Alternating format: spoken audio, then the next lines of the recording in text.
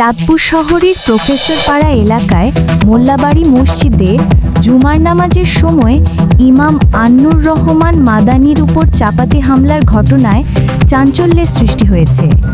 শুক্রবার দুপুরে দেশীয় অস্ত্রসহ মসজিদের ভেতরে প্রবেশ করে বিল্লাল হোসেন নামের এক ব্যক্তি ইমামের উপর এলোপাতাড়ি কোপাতে থাকেন।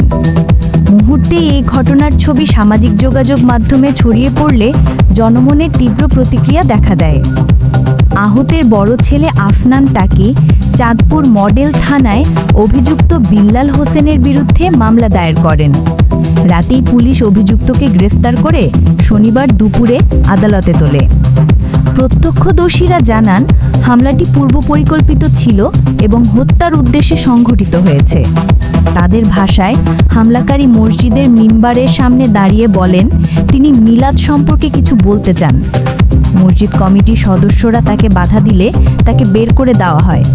পরে সে নামাজ পড়ার অজুহাতে পেছনে অবস্থান নেয় এবং তার সঙ্গে আনা জায়নামাজের মধ্যে লুকানো একটি চাপাতি দিয়ে নামাজ শেষে ইমামের উপর অতর্কিত হামলা চালায়। এই ঘটনায় গুরুতর আহত ইমাম নূর রহমান মাদানিকে প্রথমে চাঁদপুর সরকারি জেনারেল হাসপাতালে ভর্তি করা হয়। পরে উন্নত চিকিৎসার জন্য তাকে ঢাকার হলিকেয়ার হাসপাতালে পাঠানো হয়। চিকিৎসকরা জানিয়েছেন বর্তমানে তিনি শঙ্কামুক্ত। চাঁদপুর সদর মডেল থানার ভারপ্রাপ্ত কর্মকর্তা জানান, প্রাথমিক তদন্তে জানা গেছে খতিবের বক্তব্যে ক্ষুব্ধ হয়ে অভিযুক্ত ব্যক্তি পূর্ব পরিকল্পনা অনুযায়ী চাপাতি নিয়ে আসে এবং সুযোগ বুঝে হামলা চালায়।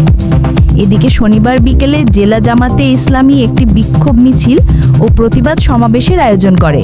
সেখানে বক্তারা এ ধরনের বর্বর হামলার নিন্দা জানিয়ে হামলাকারী দৃষ্টান্তমূলক শাস্তির দাবি জানান। সুমাইয়া জান্নাত, জিএম টেলিভিশন।